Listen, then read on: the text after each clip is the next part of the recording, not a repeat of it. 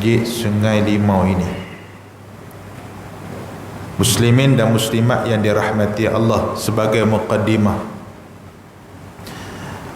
an Anas ibn Malik radhiyallahu anhu qala ghaba ammi Anas ibn Nadr radhiyallahu anhu an qitali Badrin faqala ya Rasulullah ghibtu an awwali qital qataltal musyrikin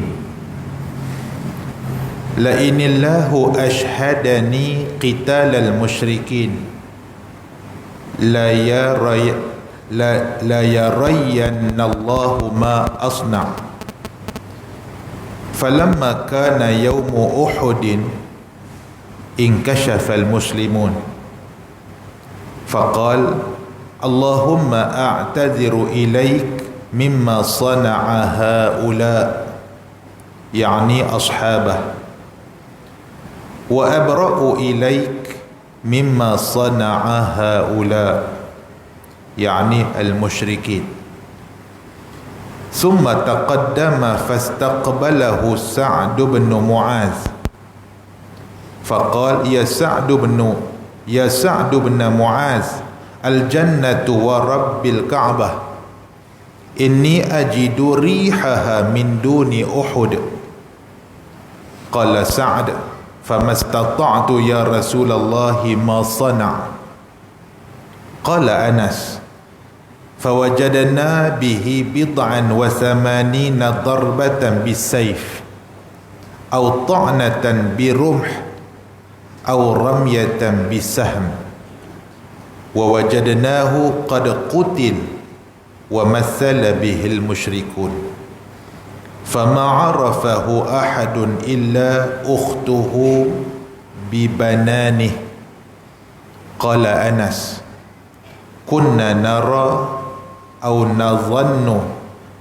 nadhunnu anna hadhihi al-ayah nazalat fihi wa fi ashbahihi minal mu'minin. A'udzu billahi minasy syaithanir rajim. Qala Allah rijalun sadaqu ma'ahadullaha alaih ila akhiriha atau kama qala hadis muttafaqun alaih. Tuan-tuan muslimin dan muslimat yang dirahmati Allah, sahabat Nabi yang juga khadam Rasulullah sallallahu alaihi wasallam, nama Anas bin Malik tidak asing bagi kita. Dia cerita satu peristiwa yang memberi bekas kepada dia. Dia cerita satu peristiwa yang melibatkan ahli keluarga dia. Dia cerita tentang susuk tubuh yang juga sebahagian daripada keluarga dia. Dia cerita tentang pak menakan dia. Kata Anas bin Malik, ghaba ammi Anas ibn Nadr radhiyallahu anhu an qitali Badrin.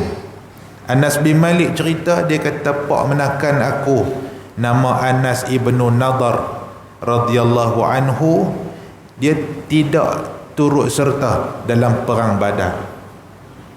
Adalah keuzuran dia tu. Perang Badar ini perang besar. Perang Badar ini perang pertama dalam Islam. Perang Badar ini orang Islam yang menyertai bersama dengan Rasulullah, itu tanda keimanan mereka kental. Tapi Anas ibn Nadr, pak menakan aku ini, dia tidak terlibat dalam peperangan Badar itu.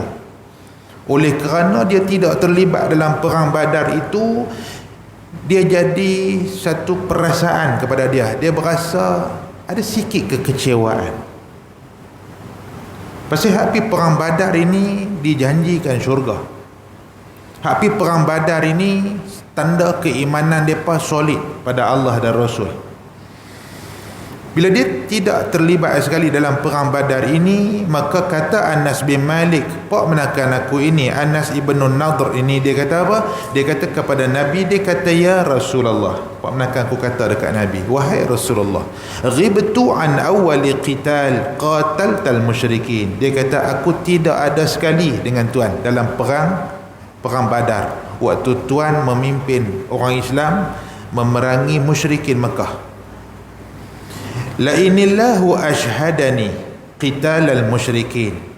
Kalaulah sekiranya Allah Subhanahu wa taala, Allah pilih aku, Allah bagi peluang dekat aku, sampai umur aku keluar perang, untuk perang lepas ni, untuk memerangi musyrikin, la yarayyanallahu ma asna', Allah akan tunjukkan apa yang aku akan buat. Kalau Allah pilih aku sampai umur dah ada keizinan untuk aku terlibat dalam perang selepas ini untuk menghadapi musyrikin, Allah Subhanahu wa taala akan tunjuk kepada tuan, ya Rasulullah, apa yang aku akan buat. Dia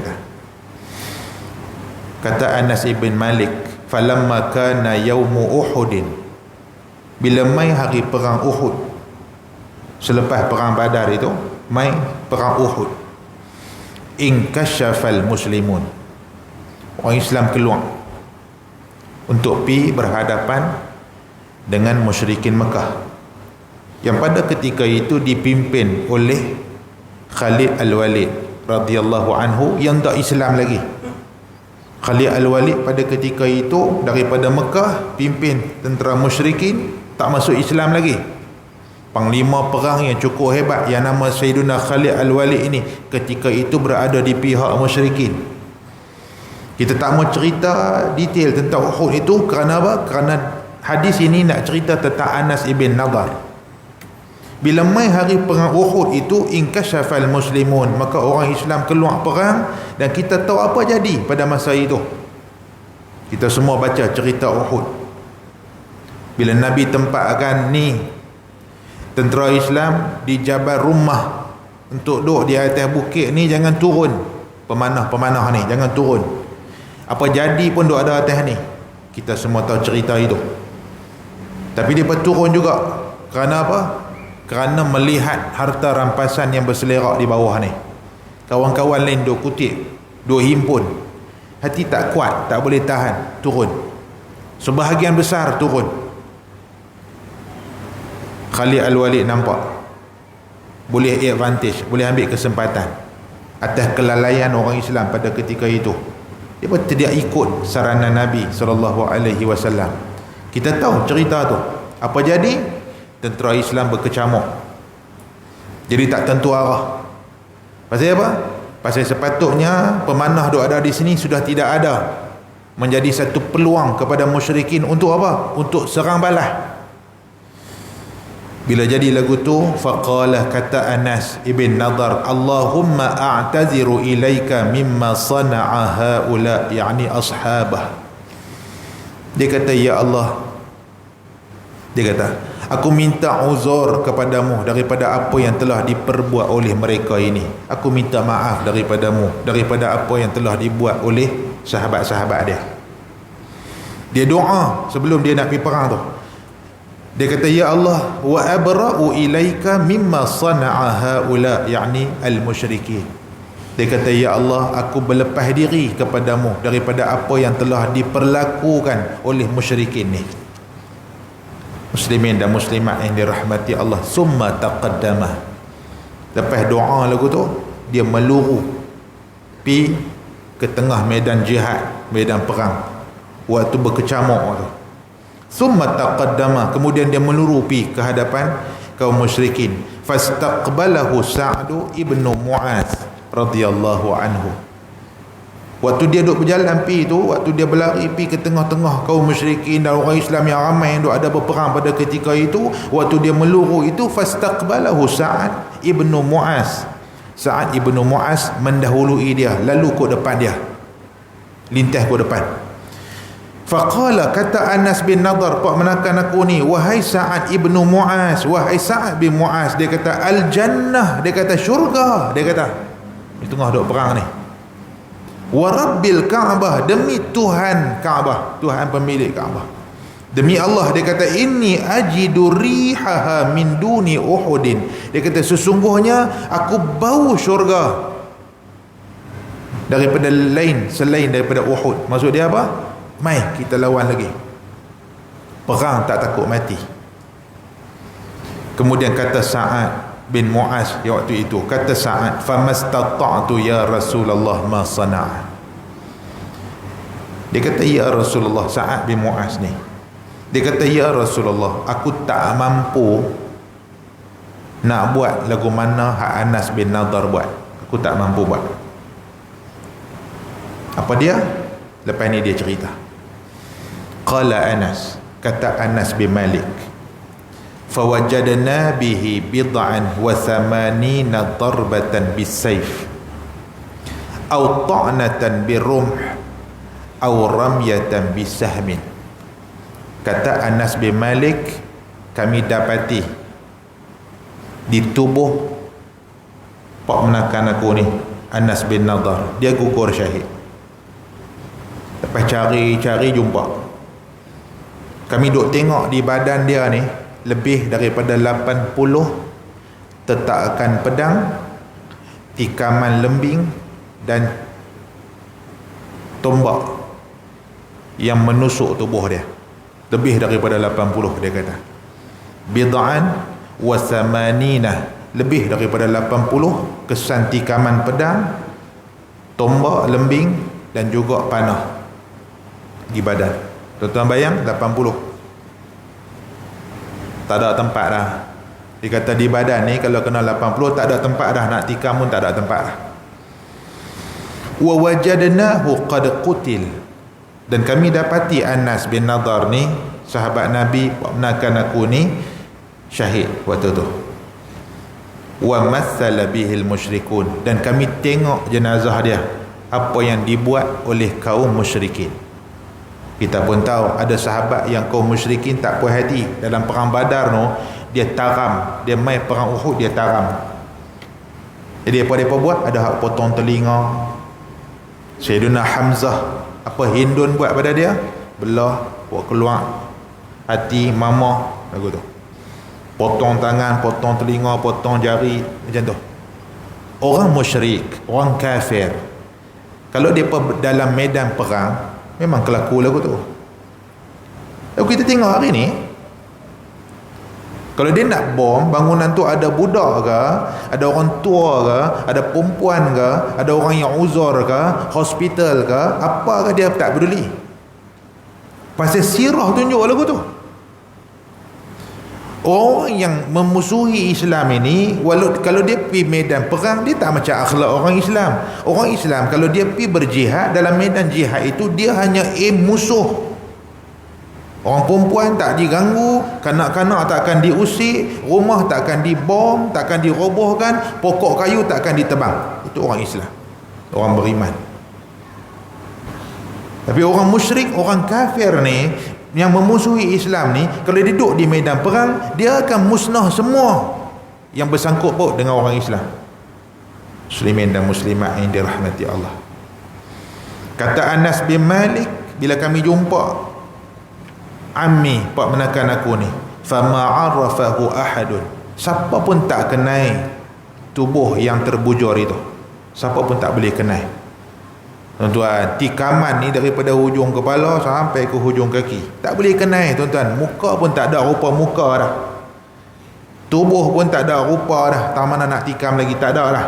Kami tak kenal, dia kata, illa ukhtuhu, melainkan saudara perempuan dia, bibananih, kenai hujung jari dia, kenai di situ. Oh ni dia ni, pengecaman. Oh ni memang Anas bin Nadar ni, bukan orang lain dah, dia dah ni. Begitu. Qala Anas, kata Anas bin Malik, kunna nara aw nadhunnu anna hadhihi al-ayah nazalat fihi, sesungguhnya kami sahabat-sahabat Nabi, bila turun ayat ni, ayat rijalun sadaqu ma'ahadullah, di kalangan orang beriman ini ada laki-laki yang membenarkan apa yang mereka janji pada Allah. Mereka janji nak bela Islam, mereka bela sungguh. Mereka janji nak memperjuangkan Islam, mereka perjuang sungguh.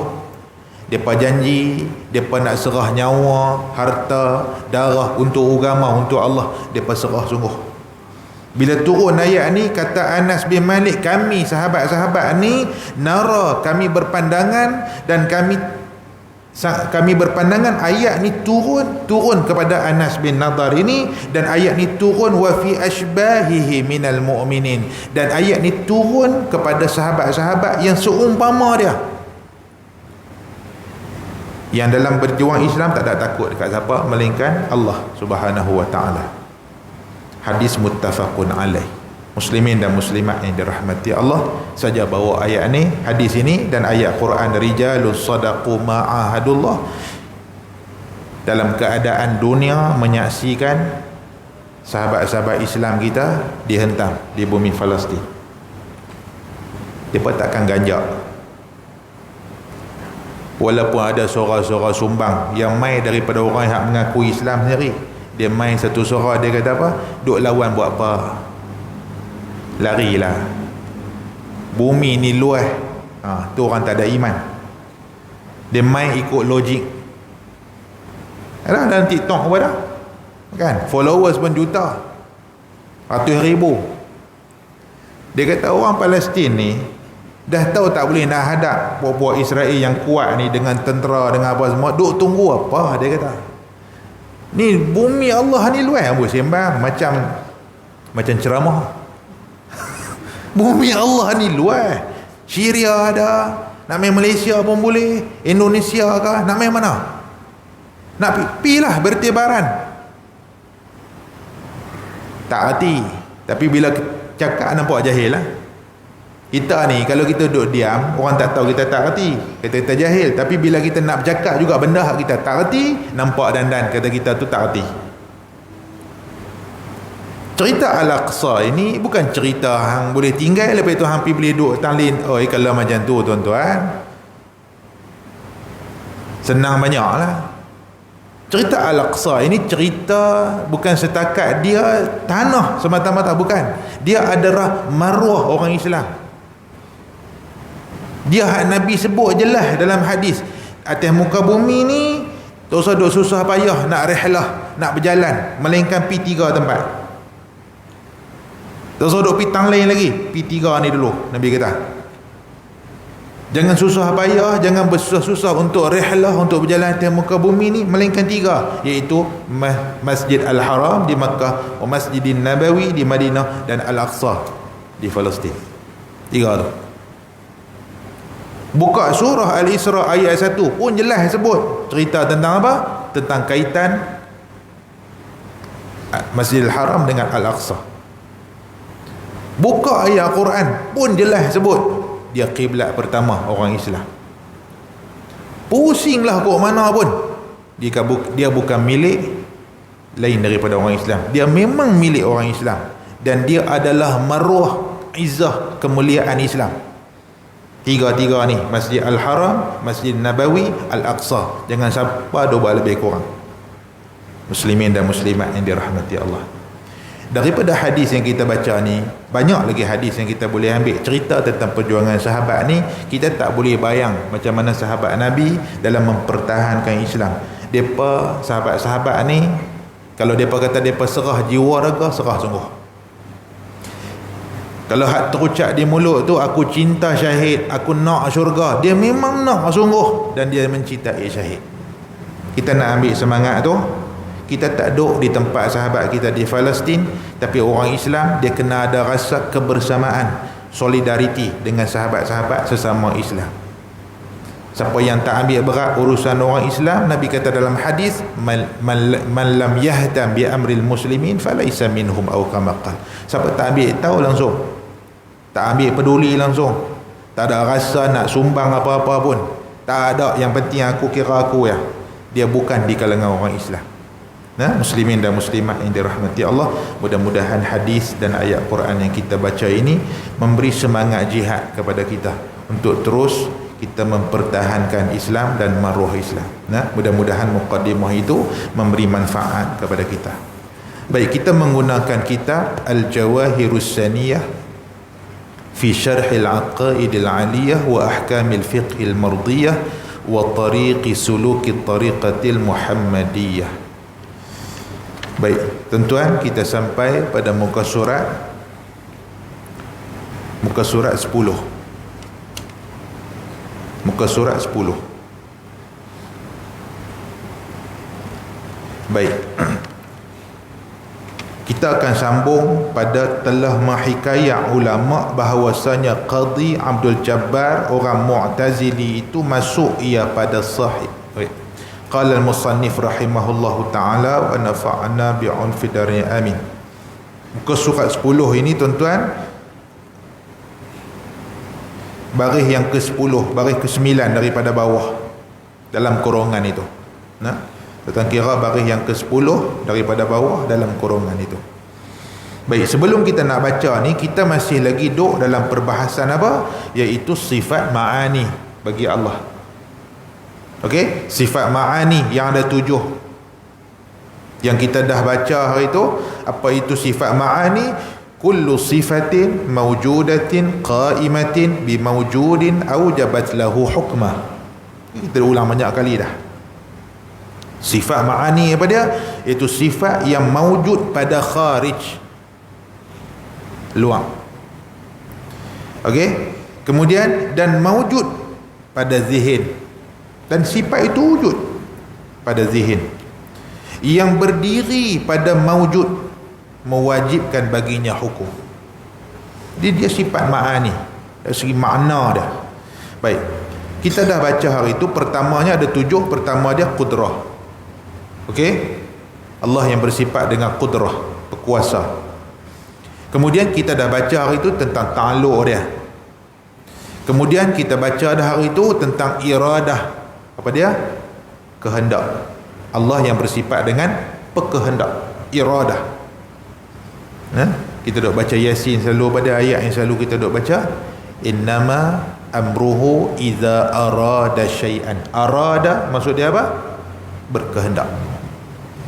Sesungguhnya Allah Subhanahu wa taala ni terhadap urusan dia, bila dia nak satu-satu, ayyaqula lahu kun fayakun.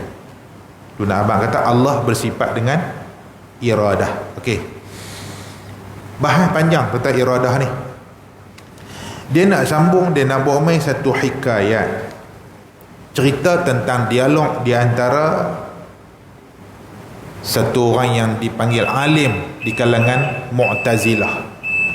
Okey, Mu'tazilah, dan satu alim besar di kalangan Ahlus Sunnah, iaitu yang bernama Abu Ishaq, Al-Imam Abu Ishaq Al-Asfarani.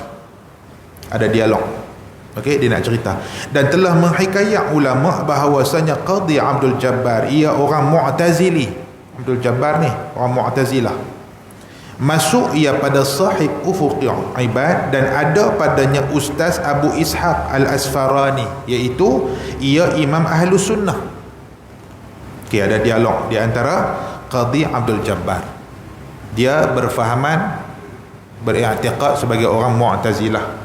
Okey, sebelum kita nak cerita Mu'tazilah ni apa? Mu'tazilah ni saya nak bagi tahu, dia tolak Allah itu berkehendak hak tak elok. Dia tak mahu. Dia punya hujah dia, subhana man tanazzaha 'anil fahsya. Allah tidak berkehendak hak tak elok. Allah berkehendak hak elok-elok saja. Jadi kalau dihujahkan dengan Mu'tazilah, dia kata tak, Allah tidak berkehendak Firaun itu kafir. Oh, kalau gitu adakah Allah berkehendak Firaun itu beriman? Dia kata Allah berkehendak Firaun beriman. Allah tidak berkehendak Firaun itu kafir. Ahlus Sunnah tidak.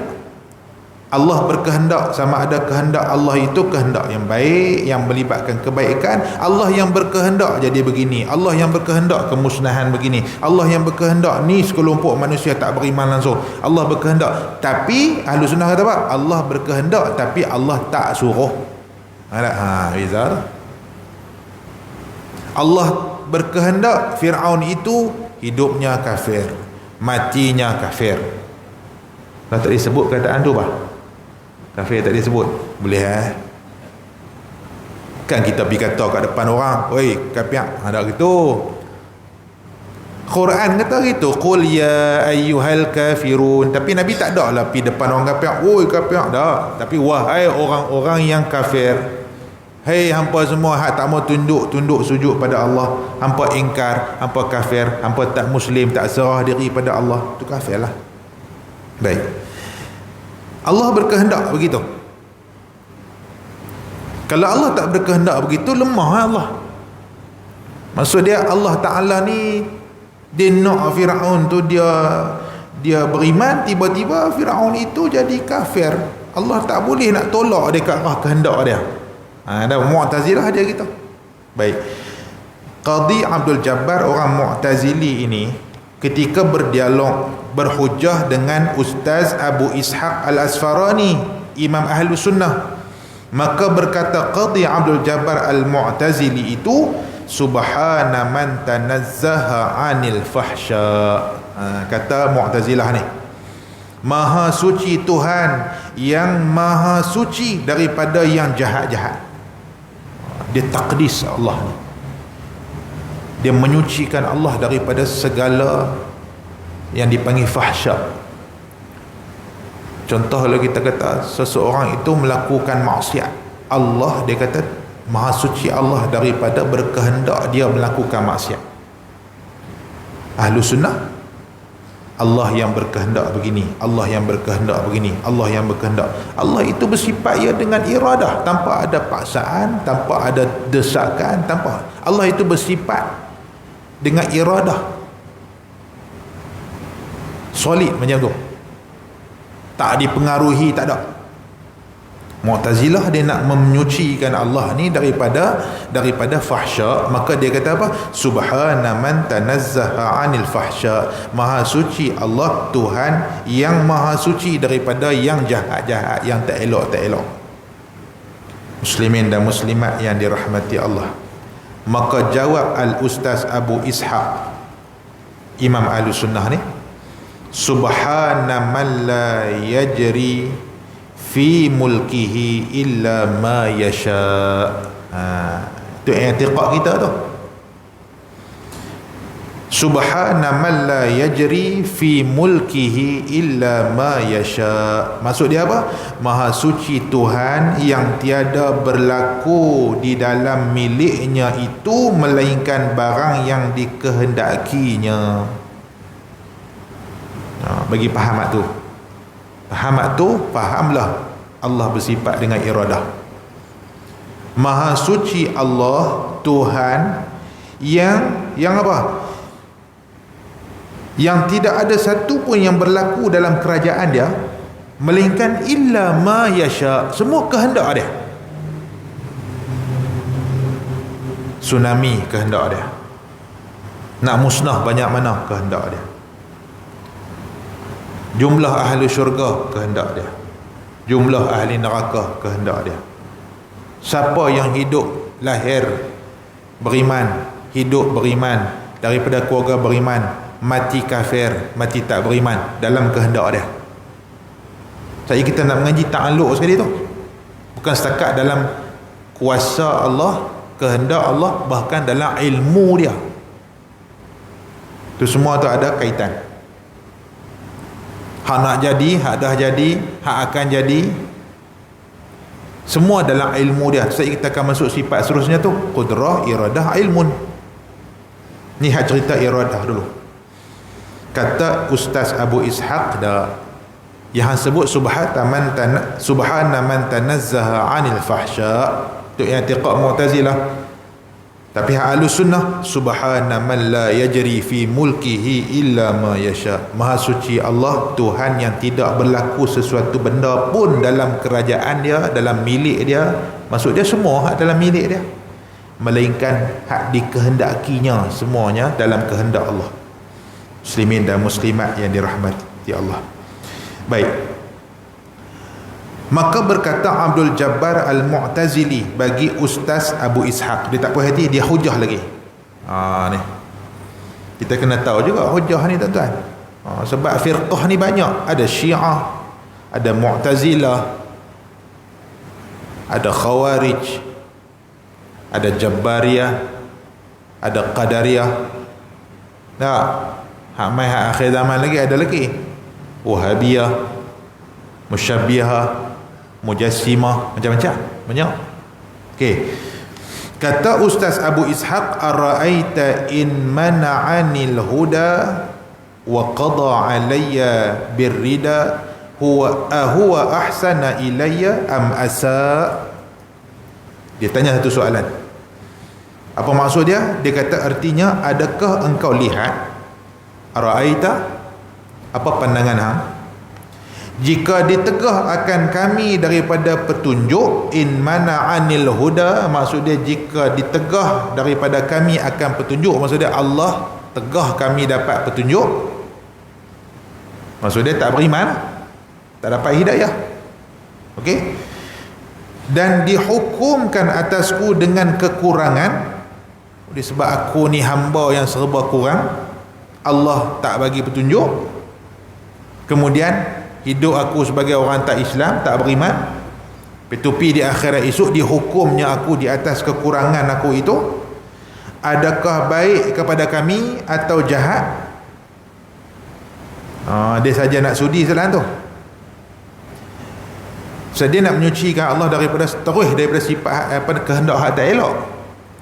Dia kata ginilah, kalaulah Allah Ta'ala tu nak berkehendak hak tak elok pada aku, hak fahsyat, Allah nak aku ni pelaku maksiat, Allah nak aku ni hidup sebagai orang yang tak beriman, orang kafir, Allah nak hidayah tak sampai pada aku, kemudian dengan kehendak Allah tu aku pun hidup macam tu, kemudian mati aku, kemudian esok ni aku dihukum di atas kekurangan itu. Adakah yang tu yang dimaksudkan ahwa ahsana ilayya, adakah Allah telah berbuat baik kepada aku atau Allah telah berbuat tak elok kepada aku? Tuan-tuan tengok apa jawapan Al-Imam Al-Ustaz Abu Ishaq Al-Asfarani. Maka jawab Ustaz Abu Ishaq dengan bersegera katanya, jika ditegah akan dikau barang yang iaitu milik kamu. Dia suruh fikir kalau hak Allah tegah tu milik hang, hidayah milik hang ke? Tu maksud dia gitu. Kalau hak Allah tegah daripada hang tu benda yang memang milik kamu, maka sahnya telah jahat. Mana Allah rampas milik hang. Okey. Dan jika ditegah daripada memberi barang yang ada ia miliknya, tapi kalau dia tegah yang memang hak dia, maka Allah Subhanahu wa ta'ala memperbuat pada miliknya barang yang dikehendakinya. Jadi kita ni, kita duk mengaji dalam akidah ni, milik kita apa? Milik kita, lagu ada lagu kan, mana milik kita. Tak pandai nyanyi, tuan boleh nyanyi tak lagu tu? Tidak ada milik kita, semua yang ada Allah yang punya. Siapa boleh nyanyi mai bagi mikrofon sedaplah sikit. Mana milik kita? Tidak ada milik kita, semua yang ada Allah yang punya. Simple ya. Tapi itu ayat yang berkaitan akidah. Bagus tu.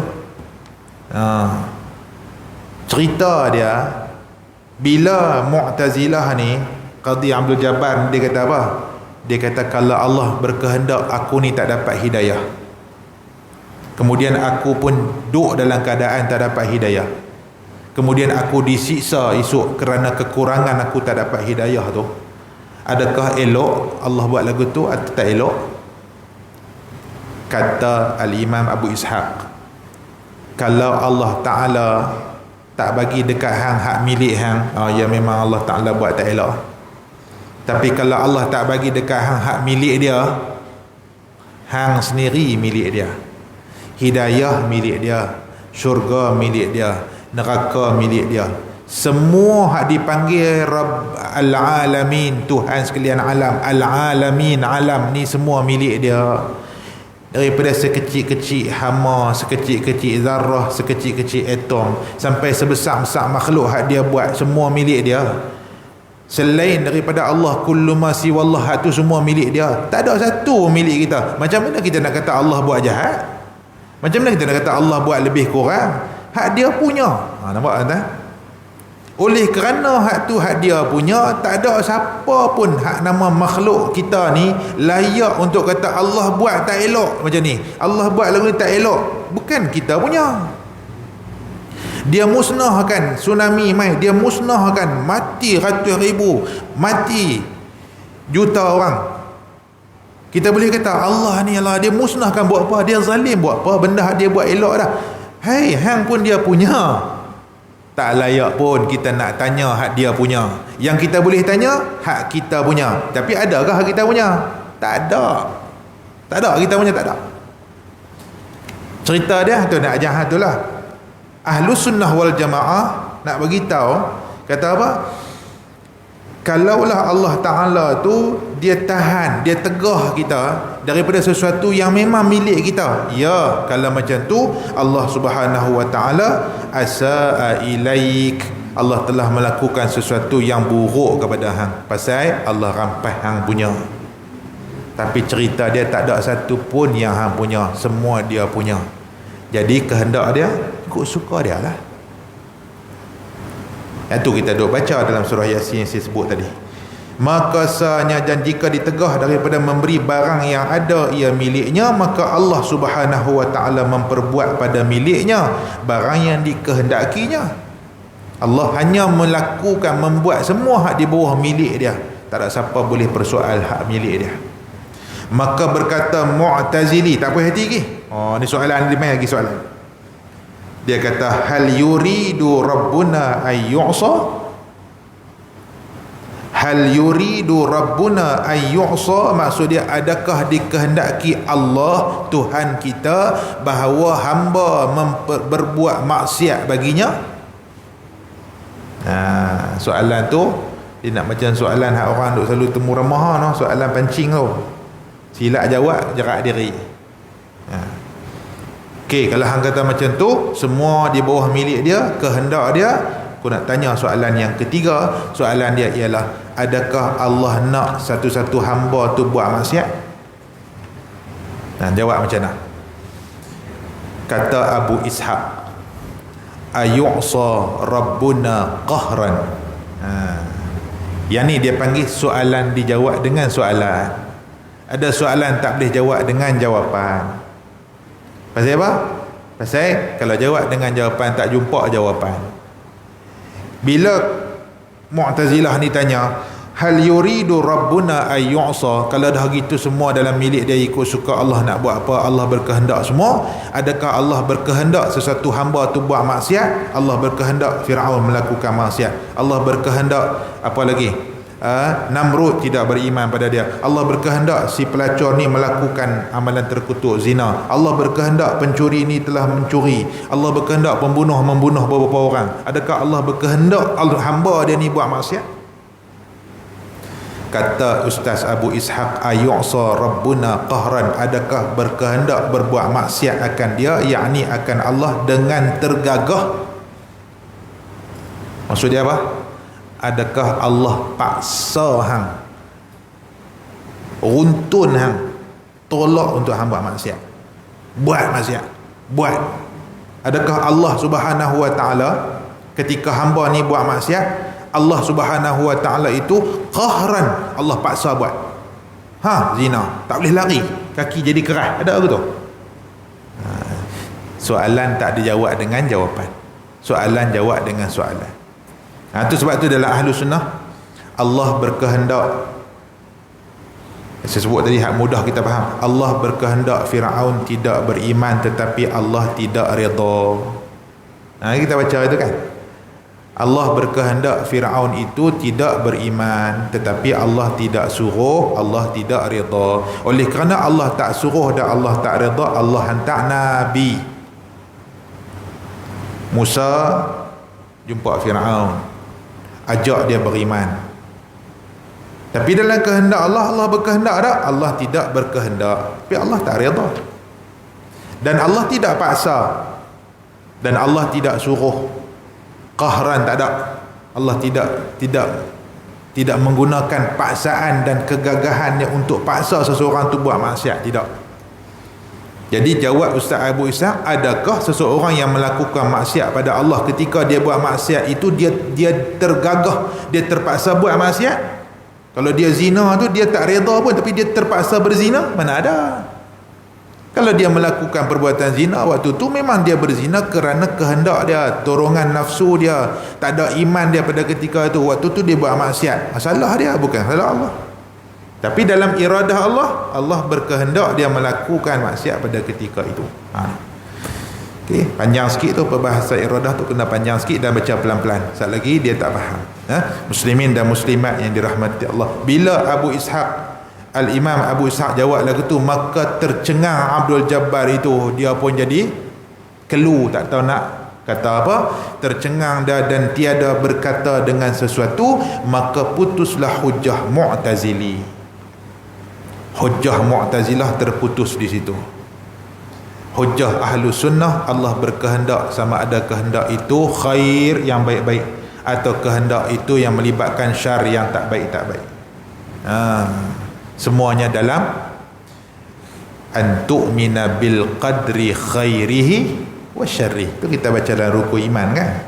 Macam mana Mu'tazilah nak kata Allah tak berkehendak benda yang tak elok? Dalam rukun iman yang kita baca, rukun iman, beriman dengan qada dan qadar, antu'mina bil qadri khairihi yang baik-baik, qadar-qadar yang baik, wa syarrih dan qadar-qadar yang tak baik. Qadar tak baik apa dah? Maksiat. Siapa tetap? Allah.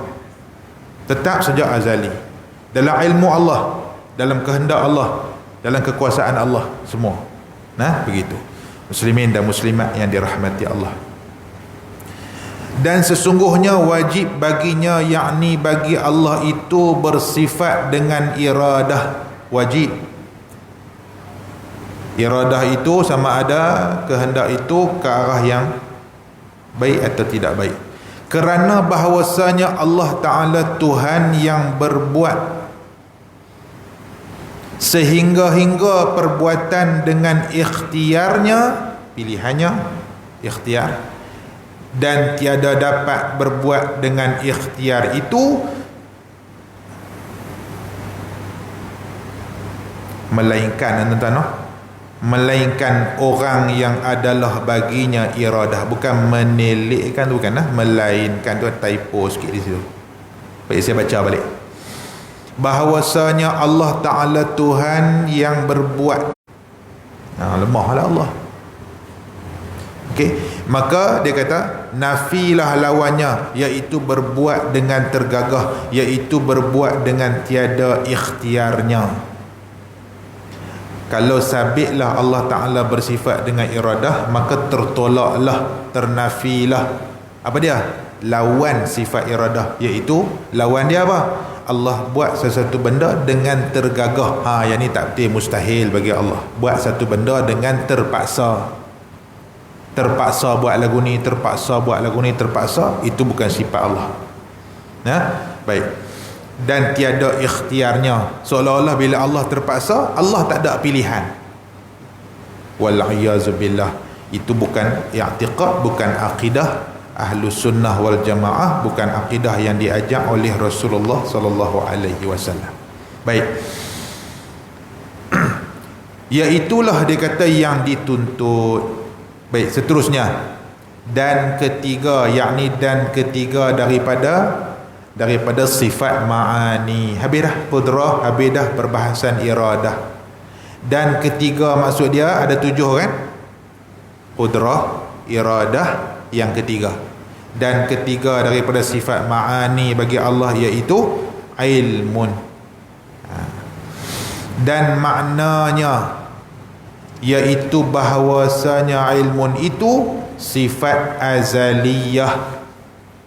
Terjemah tu kemas satu-satu. Kitab Kunin ni dia terjemahan dia cermat.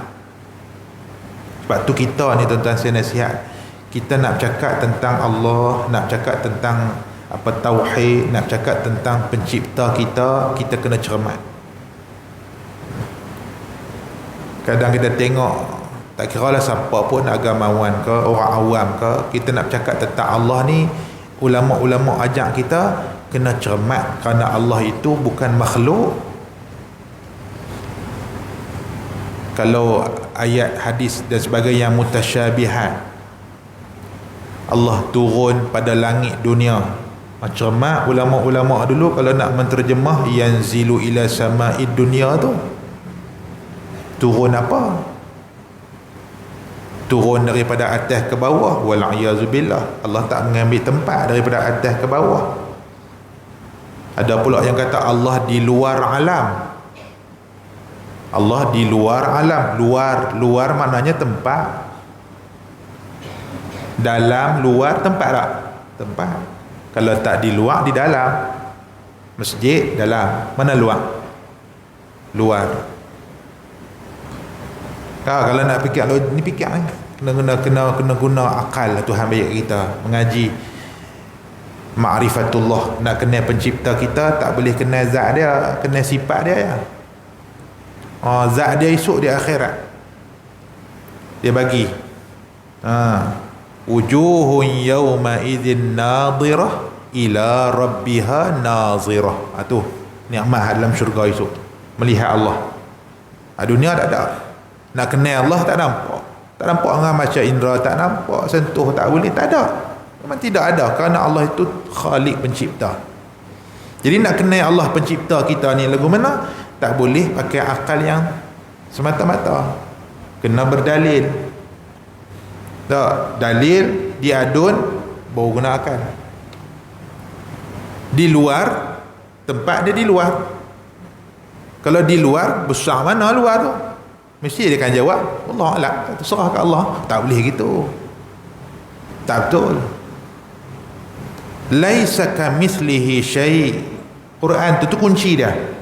Mukhalafatuhu lil hawadith. Tu kunci dia tu. Tidak ada sesuatu pun yang sama dengannya. Kita mengaji dah hari itu. Lawan dia mumatsalatuhu. Ada samaan dengan dia. Jadi mukhalafatul hawadis laisa kamithlihi syai'. Tidak ada sesuatu pun yang seumpamanya, tak ada. Tak boleh nak zihin ni, zihin kita, akal kita ni, takat ilmu kita ada ni, besar kecil, panjang pendek, besar bulat gelap, tak, warna, tu semua takat zihin kita ni, bukan Allah. Gitu. Luar, dalam, atas, bawah, depan, belakang, kiri, kanan. Ya, takat zihin kita laisa kamitslihi syai', bukan Allah. Sebab tu ulama cermat yanzilu ila sama'id dunya, bermaksud kalau ulama khalaf dia takwil. Yang turun tu apa? Rahmat Allah. Bukan turun atas ke bawah, bukan mengambil tempat macam ni, bukan. Akidah salaf serah kepada Allah. Turun tak tahu. Kan. Wal kaifiyah majhul wasu'alu anhu bid'ah. Bagaimana, kalau tanya bagaimana, tidak diketahui. Bertanya tentangnya bid'ah. Tak, yang kena beriman sahaja. Itu salaf. Bila sebut apa nama yadullah fawqa aydihim, beriman je. Ada tersebut tangan ke, bentuk ke, ada. Khalaf juga akidah yang selamat, iaitu yadullah, yakni kuasa Allah, bukan tangan, juzuk tangan, bukan. Wajah Allah bukan wajah macam wajah ni, bukan. Gitu. Okey, baik. Muslimin dan muslimat yang dirahmati Allah. Dan ketiga, ilmu. Dan maknanya iaitu bahawasanya ilmu itu sifat azaliyah. Sifat azali. Azali kita ulas dah hari tu. Azali maksud dia apa? Sebelum adanya masa. Masa makhluk. Wal asr, demi masa. Allah bersumpah dengan makhluk dia yang nama masa. Masa ni makhluk. Okey, azali sebelum tu. Jadi bukan kewajipan kita berfikir azali itu bagaimana? Majhul, tak tahu. Sedang makhluk pertama pun belum diciptakan, bagaimana nak cakap tentang azali? Cukup azali saja. Jadi sifat ilmu itu ialah sifat yang azali, seperti zat Allah itu zat yang azali, ya, begitu. Baik. Yang berdiri dengan zatnya. Dia bukan terasing lah. Yang berdiri dengan zatnya. Membukakan, yakni menyatakan dan menzahirkan dengannya, dengan dia itu akan segala maklumnya, dengan sifat ilmun itu yang azali, yang berdiri dengan zatnya, yang terjemahan sifat ma'ani tu kullu sifatin mawjudatin qa'imatin, sifat yang memang ada, yang berdiri, bi mawjudin, berdiri dengan zat dia, aujabat lahu hukma, dari segi hukum wajib. Tak boleh kata sifat tu terasing, ada sat tak ada, tak boleh. Dia memang berdiri dengan zat Allah. Okey, apa maksud ilmun? Ilmun itu ialah, kalau terjemah direct kita kata apa? Tahu, pengetahuan, bersifat dengan mengetahui. Macam-macam lah orang terjemah. Tak, dia bersifat dengan ilmun, maksud dia membukakan. Pertama, membukakan, yakni menyatakan, menzahirkan dengan dia itu akan segala maklumnya.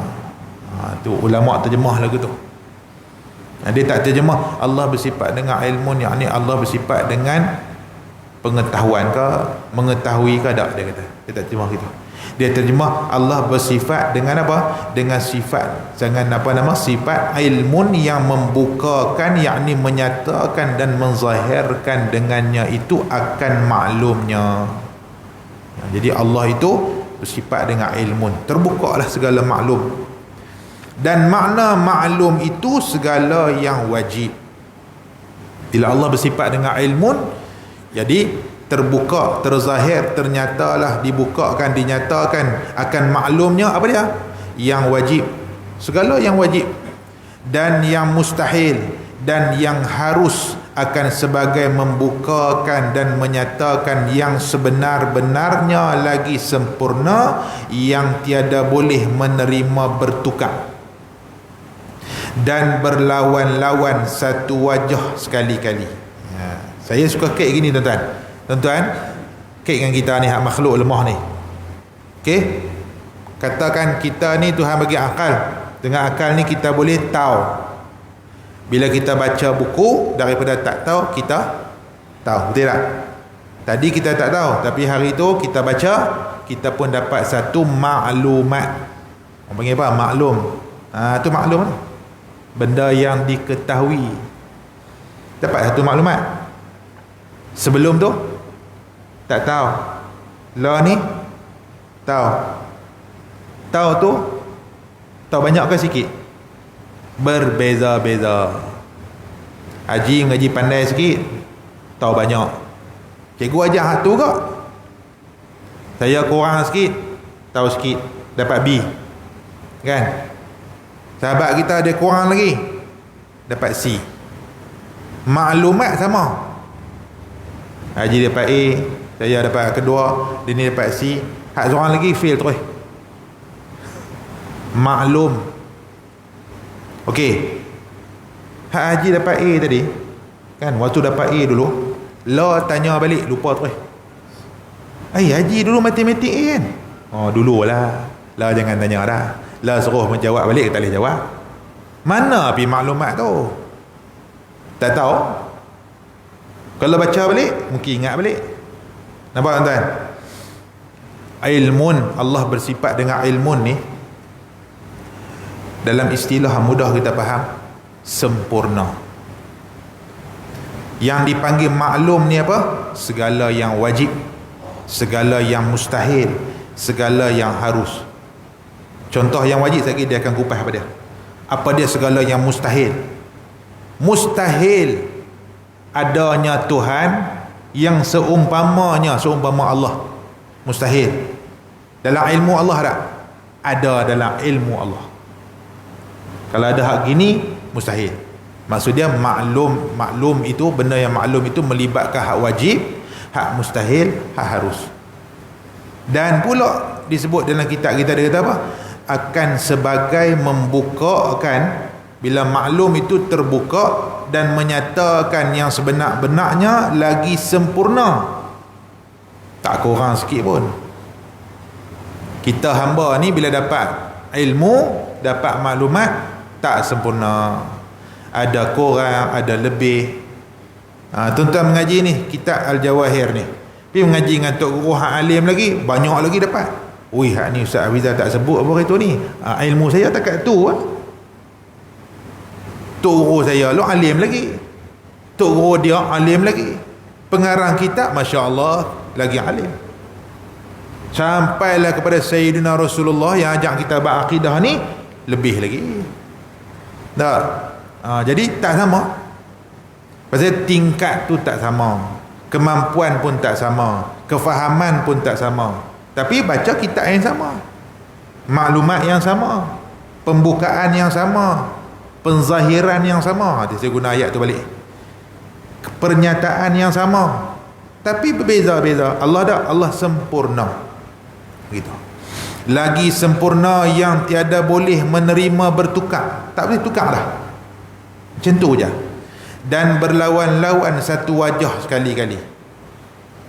Kita minggu lepas berasa baca hadis tu faham dah, bila mengaji lagi, bukan dia, bukan gitu, faham dia silap lagu ni.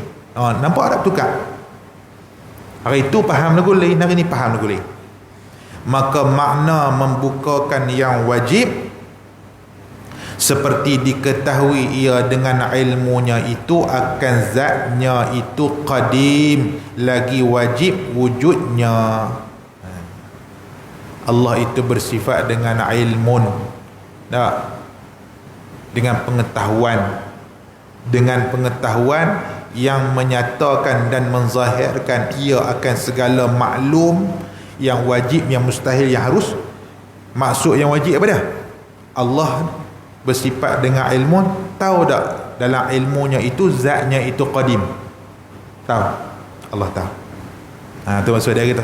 Tu maksud dia ilmun pada benda yang wajib. Zat Allah itu qadim, Allah tahu. Lagi wajib wujudnya, Allah tahu. Okey. Tiada mendatangkan atas Adam dalam ilmu Allah. Yang ni tak ada. Allah itu tidak mendatangkan sifat tiada.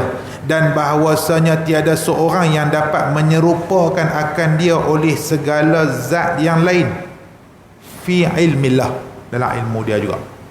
Jadi maksud dia ilmun pada benda yang wajib. Dan bahawasanya tiada ia pada tempat yakni diketahuinya zatnya, tiada masuk di dalam tempat. Allah tak mengambil tempat, Allah tahu. Dan tiada melalu atasnya oleh zaman. Tu kita mengaji tu. Allah tak mengambil masa. Kita nak bergerak daripada sini ke pintu sana, pintu keluar masjid, ambil masa 10-15 saat baru boleh sampai. Hak pelari laju dulu apa, Usain Bolt lari 9 saat lebih baru boleh sampai 100 meter. Ada masa. Kuat teramana pun teratur ya, tak boleh lalu lagi. Kalau ada orang pecah rekod 8 saat lebih pun ambil masa. Allah tak ambil masa. Allah tak mengambil tempat, Allah tidak mengambil masa. Ilmun bersifat ia dengan sifat ilmun, pengetahuan. Tahu tak pada benda yang wajib macam tu? Allah tahu. Dan demikian lagi diketahui pula ia akan segala sifatnya dengan ilmunya. Kita mengaji wujud, qidam, baqa', mukhalafatul hawadith, qiyamuhu binafsi, semua hak tu hak wajib. Allah tahu. Maka diketahui bahawasanya ada baginya kudrah yang umum, ta'alluqnya pada mengadakan pun Allah tahu. Ni semua benda yang wajib dan mengadamkan dan meniadakan segala mungkin, segala makhluk yang mumkinat. Dan diketahui dengan ilmunya bahawasanya ada baginya iradah yang umum, kehendak yang umum, mentakhsiskan segala mumkinat. Allah yang menentukan hak kecil-kecil.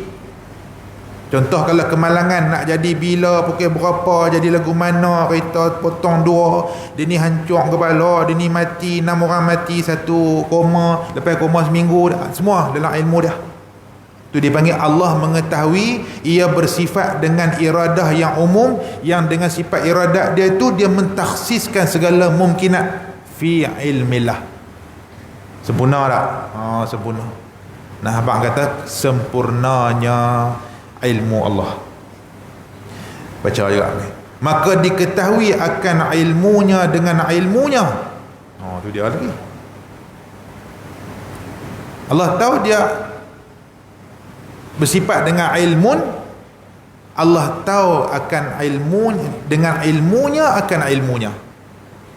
Oh, tu kalau sempurna lah, nak abang kata sempurna. Kita dengan ilmu kita, kita tahu tak terang mana ilmu kita? Oh, tak boleh tahu. Orang yang kena sukat kita, macam mana orang sukat kita? Ambil periksa, lulus, dapat 4 flat, pandai, cemerlang, tak? Kata dia ni dulu ni 4 4.0 ni 4 flat anugerah dekan ni, dalam banyak-banyak dia salah 2 tempat saja. Salah juga kan, kurang juga, tak boleh sempurna. Mana ada betul semua tak? Waktu pensyarah kita atau guru kita dia write betul semua, dia boh 100 kan, 100%. Sempurna tak? Kalau betul-betul tak dapat 100% tu. Boleh tak nak potong 199? Boleh. Tapi pasal apa guru tu bagi kat 100? Pasal elok dah jawapan tu. Tapi sempurna sangat ke? Tak juga kan? Ni kita cikgu ni, cerita sebagai cikgu. Kita semak kata periksa budak, yang ni 98, yang ni 97, yang ni 92. Mai kat seorang tu betul semua. Nak bagi 100 kan nak kurang? Boleh belakang. Nak bagi 100 pun boleh. Kalau nak kurang boleh cari tak? Boleh tak? Guru dia tahu lagu mana. Ada kurang dia. Nama kata makhluk ni ada kurang. Tapi pasal apa dapat juga 100? Dapat juga 4 flat. Dapat juga anugerah dekan. Atas pengamatan pada ketika itu dia layak dapat lagu tu. Adapun Allah Subhanahu wa taala mengetahui akan ilmunya dengan ilmunya. Kita dah sampai tahap tu. Pakar-pakar kita pun universiti yang suka kita, layak dianugerahkan PhD kelas 1, kelas pertama macam ni. Universiti berapa orang tu suka tu? Ada 4-5 orang pensyarah yang viva dia ni nak bagi dia dapat PhD. Ada 5-6 orang depan ni yang nilai dia. Dia sendiri boleh suka ilmu dia tak? Tak boleh. Allah Subhanahu wa taala Maha sempurna, ia diketahui akan ilmunya dengan ilmunya.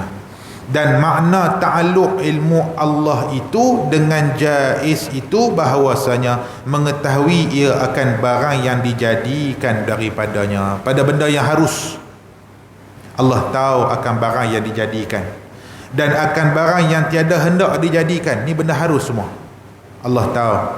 Dan diketahui pula atas apa kelakuan ia, macam mana, jadi bila, besar mana, lagu mana, semua dalam ilmu dia jika dijadikannya. Dan makna ta'alluq ilmu itu dengan yang mustahil, bahawasanya ia ketahui mustahil itu tiada dapat diadakan.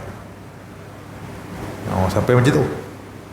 Kalau nak sebut kata ilmu Allah, mengetahui Allah itu pada benda yang mustahil, maksud apa? Allah tahu sesuatu itu tidak boleh dibuat, tak boleh. Contoh, dan tiada boleh menerima adanya. Dan jikalau diadakan dia, nescaya mendatangkan bagian-bagian adanya yang membinasakan dalam ilmu Allah. Dan yang demikian itu seperti apa? Seperti syirik bagi Tuhan kita yang maha besar lagi maha tinggi. Ilmu Allah bersifat dengan ilmun, mengetahuinya Allah pada benda yang mustahil. Apa dia? Iaitu benda ni tak boleh jadi.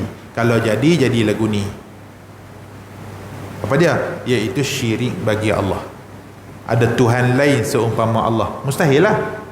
Dalam ilmu Allah juga tak mungkin berlaku.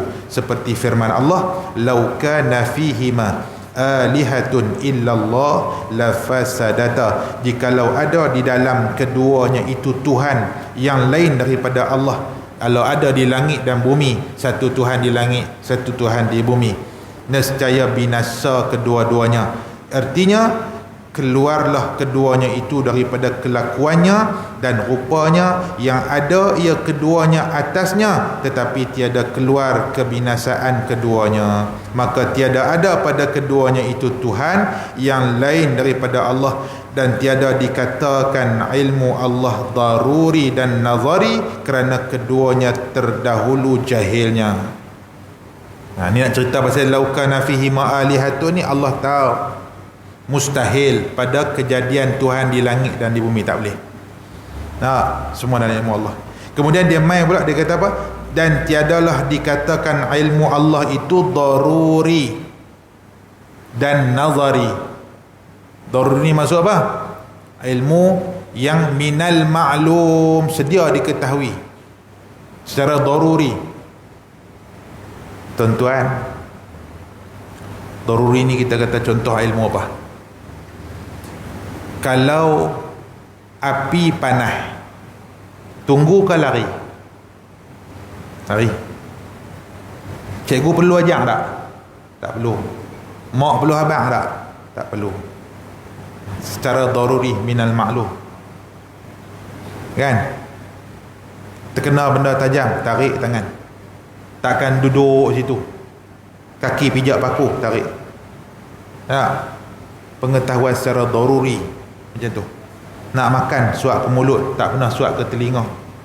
Tak pernah kot terlupa, tak pernah, melainkan nyanyuk lah. Secara daruri kita tahu berjalan macam ni, tidak macam ni, tu daruri. Ilmu Allah tidak dikatakan daruri dan tidak dikatakan nazari dengan cara mengaji, pengetahuan, pergi mengaji menuntut ilmu, bukan. Kerana apa? Kerana keduanya terdahulu jahilnya. Ilmu daruri pun bermula daripada tak reti, baru reti. Tengok budak-budak kecil tuan, dia mengok, dia jatuh kati.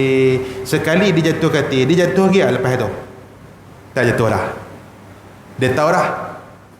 Dia dapat maklumat dah. Lepas ni nak turun lagu ni, bukan lagu ni. Pasal apa? Pasal pernah kena sekali. Jalan-jalan kita terantuk, tergadah ke bawah rumah contohnya, kan? Terantuk kepala kita ni. Ada penyidai ke, ada apa semua. Lepas tu kena lagi tak? Kalau kena pun mungkin terlupa. Lepas tak kena dah. Pasal apa? Pasal secara daruri bermula pada tak tahu kepada tahu. Ataupun ilmu hak guna kepala otak ni, mengaji. Mengaji matematik, mengaji ilmu dunia, mengaji sains kimia, atau mengaji ilmu agama, daripada tak reti kepada reti. Semuanya bermula daripada jahil. Ilmu Allah tak dipanggil daruri dan nazari, kerana Allah tidak bermula daripada jahil. Gitu maksud dia. Okey, dan tiada mendatangkan ilmunya syak dan zan dan waham dan lupa dan lalai. Kita bermula dengan jahil, lepas tu kita tahu. Mungkin tak kita jadi tak tahu lepas tu, atau jadi 50-50? Mungkin lah, sebab dia bermula pada tak tahu. Kemudian kita dapat maklumat, kemudian boleh saja untuk kita lupa dan kita tak ingat lah. Jadi syak, jadi waham, jadi zan. Boleh jadi 25% saja ingat, 50% saja ingat, 75% saja ingat, atau lupa terus, atau lalai. Boleh. Kerana itu semua makhluk. Baik. Habis di situ, lepas ni kita akan sambung. Dan ketahui olehmu bahawasanya ilmu Allah Ta'ala diketahui dengan dia akan segala kulliyat dan juz'iyat. Ilmu Allah ni meliputi kulliyat dan juz'iyat, daripada hak semua kulli yang banyak sehinggalah kepada juzuk yang kecil. Kalau semut yang hitam melata di atas batu yang hitam yang licin dalam malam yang gelap gelita pun Allah tahu. Sekecil-kecil benda sampailah sebesar-besar benda tu dia panggil kulliyat dan juz'iyat. Sehingga kan wa nahnu aqrabu ilaih min hablil warid. Quran kata apa? Dan kami lebih dekat kepadanya daripada urat darahnya. Allah tahu semua tuan-tuan. Darah kita, juzuk-juzuk kita, semua ada dekat kita. Sampailah yang sekecil-kecil yang tak nampak di mata panca indera, sehinggalah yang boleh dicapai dengan panca indera. Semua dalam ilmu Allah. Wallahu a'lam. Dia bila mengaji akidah ni, dia kena mai satu perasaan di akhir pengajian, kebesaran Allah. Bila kita kuih mengaji, kita semayang lepas ni, bila sebut Allahu Akbar, dia mesti ada hadir rasa kebesaran Allah. Itu tujuan mengaji. Bila tak tahu, oh macam ni, macam ni. Sampai ulama dia bahas tu bukan saja-saja bahas. Bila kita baca tu sampai ke tahap aku ni orang dok panggil Profesor Madya, Datuk, Doktor Emeritus apa, tak tahu mana. Ilmu yang ada kat aku ni ilmu kecil, bermula pada jahil, kepada reti, kepada pandai, kepada pakar. Boleh jadi syak, kadang-kadang jadi zon, kadang jadi tak pasti, kadang nak kena buka buku balik. Teratulah kita. Tak hebat mana pun. Orang panggil aku tuan guru, alim ulama, pakar rujuk, tapi mereka tak tahu. Kadang-kadang aku pun tak reti, buka buku, semak balik, tanya guru-guru. Gitu lah. Kan? Dia main rasa lemah diri. Dia main rasa kebesaran Allah. Itu tujuan mengaji ilmu akidah. Wallahu a'lam. Yang baik itu daripada Allah. Salah silap terkasak bahasa, saya minta ampun daripada Allah, saya minta maaf kepada tuan-tuan. Allahumma salli ala sayyidina Muhammadin fil awwalin wal akhirin wa sallim wa radiyallahu tabaraka wa ta'ala an sadatina wa ashabi sayyidina rasulillahi ajma'in. Radina billahi rabba wa bil islami dina wa bi Muhammadin nabiyyan wa rasulah. Allahumma ja'al jam'ana hadha jam'an marhuma wa tafarruqana min ba'dihi tafarruqan ma'suma. Allahumma anfa'na bima 'allamtana wa zidna ilma. Wa sallallahu ala sayyidina Muhammad wa ala alihi wa sahbihi ajma'in. Walhamdulillahi rabbil alamin. Kita tangguh dengan tasbih kafarah dan suratul asr. Subhanakallahumma bihamdika asyhadu an la ilaha illa anta. Bismillahirrahmanirrahim. Wal 'asri innal insana lafi khusr illa alladhina amanu wa 'amilus solihat wa tawasaw bil haqqi wa tawasaw bis sabr. Assalamu alaikum warahmatullahi wabarakatuh.